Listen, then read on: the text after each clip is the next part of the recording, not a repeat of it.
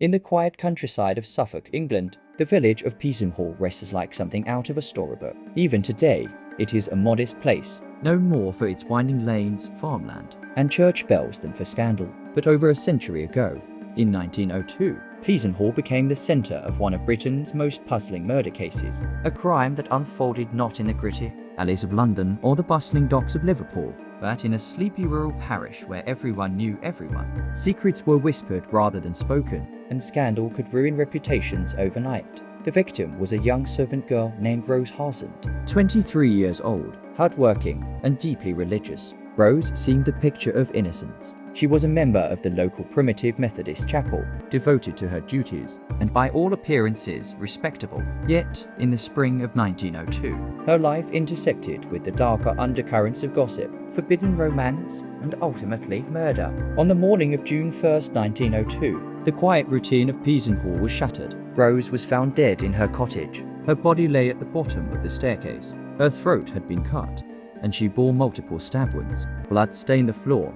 Her clothes were torn, and most chilling of all, the house had been set on fire. Whoever killed Rose had attempted to burn the evidence, but the fire had failed, sputtering out before it could consume the scene of horror. It was a shocking crime for a small Suffolk village, and it immediately attracted the attention of both local and national newspapers. The investigation that followed was one of the most sensational of its time, not only because of the brutality of the murder, but because of the scandal it uncovered. At the heart of the case lay rumors of a forbidden relationship between Rose and a married man, William Gardiner, a prominent member of the same chapel.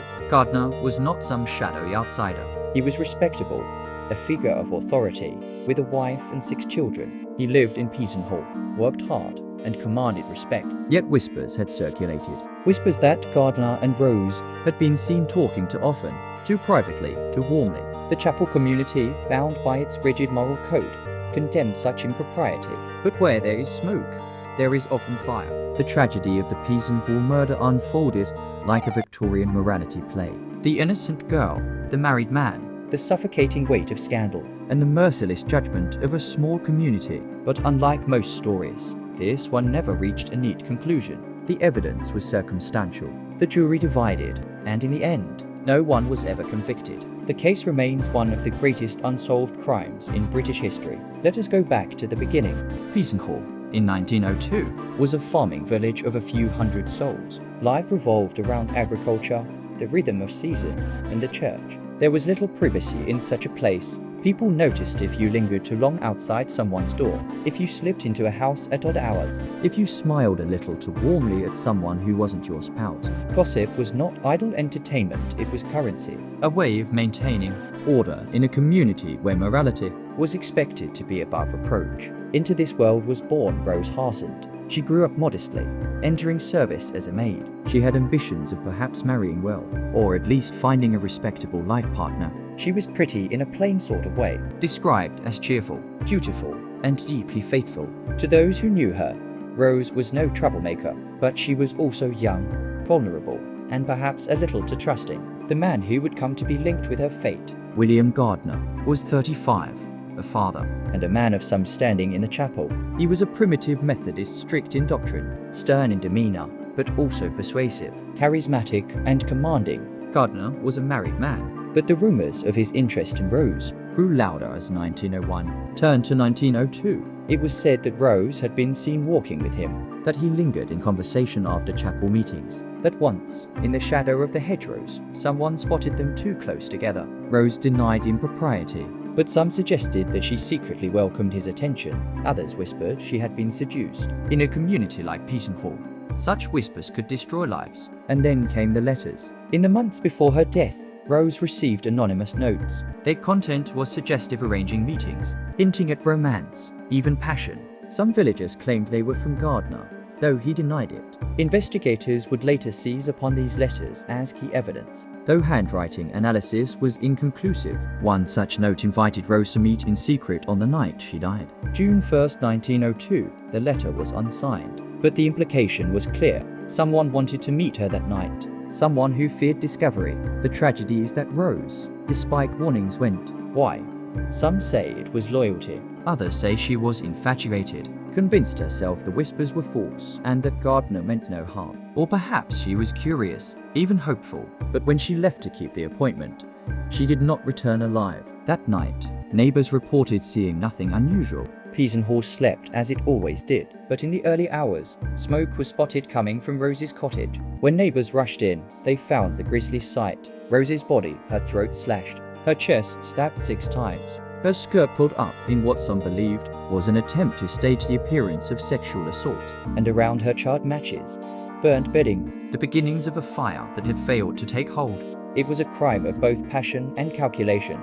Passion in the violence of the attack, calculation in the attempt to destroy the evidence. The question was, who killed Rose Harsent? Suspicion fell immediately on William Gardiner. The letters, the whispers, the fact that his wife and children had gone to bed, but his whereabouts at the time of the murder could not be firmly established. Gardiner, of course, denied everything. He claimed he was at home all night. His wife vouched for him.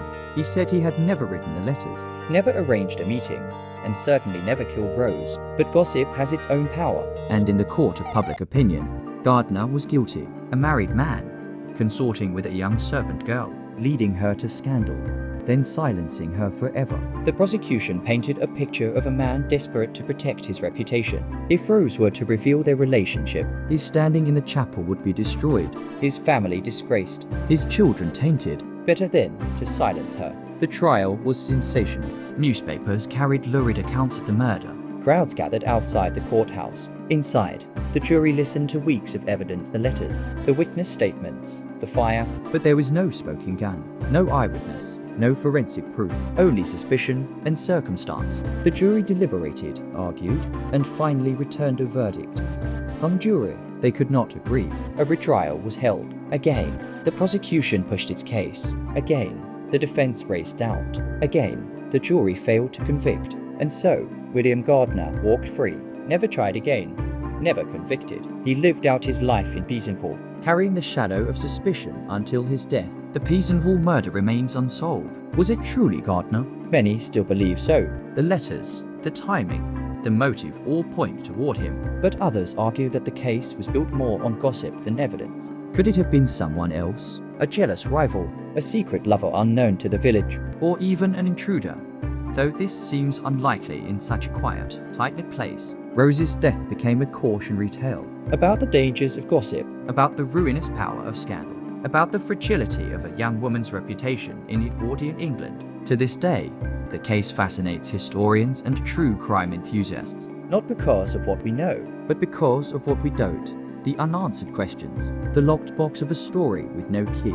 And so, the Peasenhall murder remains a puzzle of Victorian mystery locked in time. A young servant girl, a forbidden romance, a village consumed by scandal. Was William Gardiner guilty? Or did gossip condemn an innocent man while the real killer slipped away forever? Thank you for watching Crimes Through Time. If you found this story haunting, hit the like button and subscribe for more dark chapters from history. And tell us in the comments, do you believe William Gardiner killed Rose Harsent? Or was he a victim of gossip and circumstance? We'll see you in the next episode. Until then, stay curious, stay safe,